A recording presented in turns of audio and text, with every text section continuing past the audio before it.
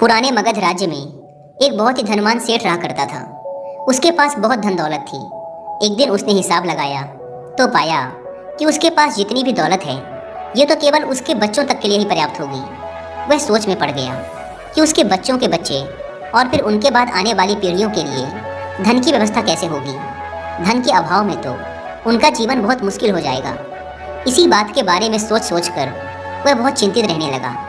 लेकिन उन्हीं दिनों तथागत गौतम बुद्ध मगध राज्य में पधारे हुए थे। तभी उसे किसी ने बताया कि तुम गौतम बुद्ध की शरण में जाओ, वो तुम्हारी चिंताओं का समाधान अवश्य कर देंगे।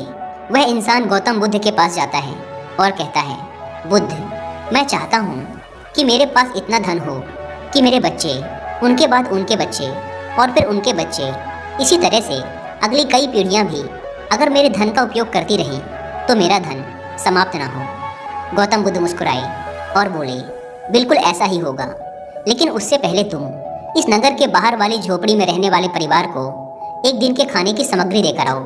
यह सुन वह सेठ बहुत खुश हो गया और तुरंत ही एक दिन के खाने की सामग्री से भरा थैला लेकर नगर की बाहर वाली कुटिया में पहुंच गया। वह जैसे ही कुटिया के अंदर गया तो उसने देखा कि कुटिया के अंदर एक बूढ़ी सास और उसकी जवान बहू है। बूढ़ी औरत बैठकर ध्यान कर रही थी और उसकी बहू रसोई में खाना बना रही थी। सेठ ने बहू की तरफ देखकर खाने की सामग्री का थैला आगे बढ़ाते हुए कहा, मैं इस नगर का एक अमीर सेठ हूँ और तुम्हारे परिवार के लिए एक दिन के खाने का राशन लेकर आया हूँ, इसे रख लो। यह सुन बहू ने मना करते हुए कहा, लेकिन हमारे पास आज के खाने की व्यवस्था है।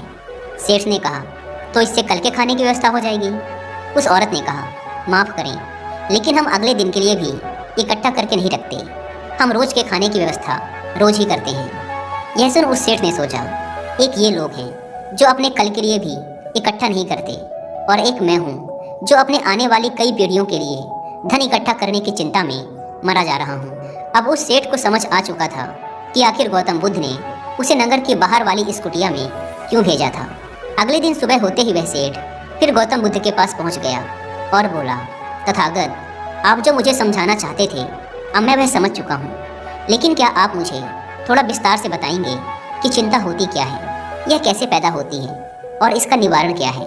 गौतम बुद्ध ने कहा, कल के लिए की जाने वाली चिंता हमारे कल को बदले या ना बदले, लेकिन वो हमारी आज की खुशी जरूर छीन लेती है। चिंता एक ऐसी मानसिक बीमारी है जो हमारे जीवन से हर तरह की खुशी छीन लेती है और इसे नीरस बना देती है। असल में चिंता का कोई वास्तविक अस्तित्व नहीं होता। चिंता एक ऐसा भाव है, ऐसा विचार है जो आने वाले भविष्य के डर से पैदा होता है। जिन चीज़ों के ऊपर हमारा कोई नियंत्रण नहीं, जिनके लिए हम कुछ भी नहीं कर सकते, उन चीज़ों के बारे में बार बार सोचना ही तो चिंता है। गौतम बुद्ध ने आगे कहा, जरा एक बार गहराई से सोचकर देखो कि जिन चीज़ों में तुम्हारा बिल्कुल भी नियंत्रण नहीं, जिन्हें तुम चाह कर भी नहीं बदल सकते, अगर उन चीज़ों के बारे में तुम पूरा दिन ना भी सोचो तो क्या बिगड़ जाएगा। यह सुन उस इंसान ने कहा, बुद्ध, तो क्या आपके कहने का अर्थ ये है कि हम किसी भी चीज़ या घटना के बारे में सोचना ही छोड़ दें। बुद्ध ने कहा, जीवन में जो भी समस्या आई है या फिर आने वाली है उसके बारे में विचार करके उसका समाधान निकालना, ये तो हमारे बुद्धि का धर्म है। लेकिन उसी समस्या के बारे में निरंतर, लगातार, बार बार सोचना, ये एक मानसिक बीमारी है। जब हमारा दिमाग किसी एक घटना, किसी एक विचार में अटक कर रह जाता है, उसी एक चीज़ या घटना के बारे में पूरे दिन सोचता रहता है, बस उसी चीज़ में ठहर कर रह जाता है, तो ऐसा विचार हमारे जीवन से सारी खुशी, सारा चैन, सारा आनंद छीन लेता है। चिंता करने का सीधा सा अर्थ है कि जो हमारे जीवन में हुआ ही नहीं उसके बारे में व्यर्थ ही सोचते रहना। बुद्ध ने सेठ की तरफ इशारा करते हुए कहा, आखिर सोच सोच कर तुम क्या बदल लोगे, लेकिन हाँ, अगर तुम उसके लिए कुछ कर रहे हो तो ज़रूर कुछ बदलाव ला सकते हो। लेकिन अगर उस चीज़ या घटना के बारे में तुम बार बार सोचना छोड़ दोगे तो कुछ भी नहीं बिगड़ने वाला।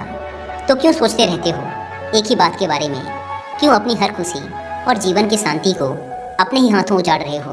लोग भविष्य की जिन घटनाओं के बारे में सोच सोच कर परेशान होते रहते हैं, उनमें से ज़्यादातर घटनाएं तो उनके जीवन में कभी घटती ही नहीं। चिंता करने से तुम्हारी आने वाली समस्याओं का समाधान नहीं होने वाला, लेकिन तुम्हारा आज का सुख चैन जरूर चला जाएगा।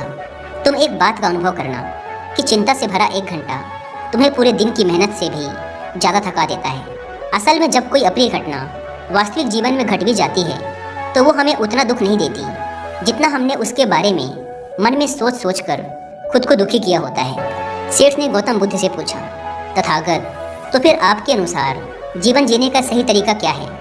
बुद्ध ने कहा, बीते हुए कल का दूसरा नाम है पश्चाताप, उदासी, और भविष्य का दूसरा नाम है संघर्ष। अगर आज हमारे मन में कोई इच्छा है और वो पूरी नहीं होती तो मन भविष्य की योजनाएं बनाने लग जाता है। भविष्य में सारी इच्छाएं पूरी होंगी ऐसा सोचने लगता है। लेकिन जीवन ना तो भविष्य में है और ना ही अतीत में। जीवन तो इस पल का नाम है, अर्थात इस पल का अनुभव ही जीवन का अनुभव है। और हम ये सब जानते हुए भी इस सत्य से अनजान बने रहते हैं। या तो हम बीते हुए समय की यादों में खोए रहते हैं या आने वाले समय की योजनाएं बनाते रहते हैं और हमारा जीवन बीत जाता है।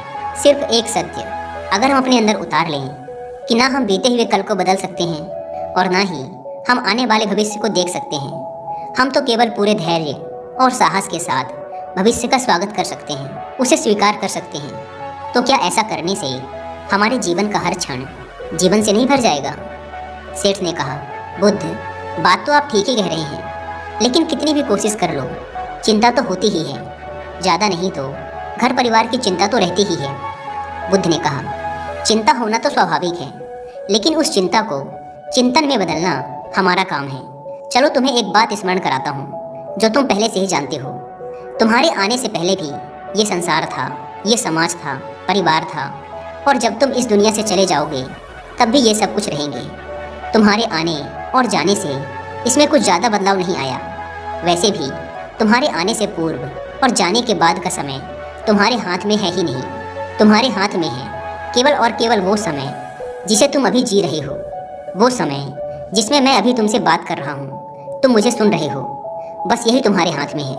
और हर बार तुम्हारे हाथ में बस इतना छोटा सा ही एक पल आता है और फिर वो हमेशा के लिए गायब हो जाता है। तो तुम इस पल का क्या करोगे? चिंता करके इसे बर्बाद करोगे? मैं तो यही कहूँगा कि हर इंसान को चिंतन करना चाहिए। चिंतन करना चाहिए इस बात का कि कैसे इस समय का अधिक से अधिक उपयोग किया जा सकता है, कैसे अधिक से अधिक महान कार्य हम कर सकें, कैसे हम सब में आनंद बांट सकें। ध्यान रखना कि चिंता इंसान को उसकी चिता तक ले जाती है और चिंतन उसके मन को कुंदन बना देता है। सेठ ने कहा, बुद्ध, मैं आपकी बात समझ गया कि हमें जीवन को ज़्यादा गंभीरता से ना लेकर इसे पूरी ऊर्जा और आनंद के साथ वर्तमान में जीने की कोशिश करनी चाहिए। सेठ ने आगे प्रश्न किया, लेकिन बुद्ध, अगर कोई इंसान चिंता से घिर चुका है तो वो इससे बाहर कैसे आए? गौतम बुद्ध ने कहा, क्या तुम कभी किसी बड़ी सुरंग से बाहर निकले हो? कितना भयानक अंधकार होता है सुरंग के अंदर। हमेशा ही यह डर लगा रहता है कि अगर इसके अंदर फंस गए तो क्या होगा, कैसे निकलेंगे इस सुरंग से। लेकिन अगर ध्यान से देखें तो सुरंग चाहे कितनी ही बड़ी क्यों ना हो, सुरंग के दूसरे किनारे पर हमेशा प्रकाश ही होता है और उस प्रकाश तक वही पहुंच पाता है जो उस पूरी सुरंग को पार करके सुरंग के दूसरे द्वार तक पहुंचता है। और ठीक इसी प्रकार हमारे जीवन में कई बार हम लोग खुद को निराशा और चिंता की काली सुरंग में फंसा पाते हैं, जहां से बाहर जाने का रास्ता नजर नहीं आता और ऐसा लगने लगता है कि ये जीवन ऐसे ही समाप्त हो जाएगा। लेकिन ऐसी परिस्थिति में ठीक उस सुरंग की भांति इस निराशा और चिंता को समाप्त करने वाला आशा का प्रकाश उसे ही मिलता है जो निरंतर आगे बढ़ता रहता है, जो लगातार प्रयत्न करता रहता है। इसीलिए अगर तुम्हारे जीवन में कभी भी उदासी और चिंता का पल आए तो रुकना मत, बस लगातार प्रयास करते रहना, तुम्हें सफलता अवश्य मिलेगी। अब तक सेठ गौतम बुद्ध की बातें समझ चुका था। उसने बुद्ध का धन्यवाद किया और वहाँ से चला गया।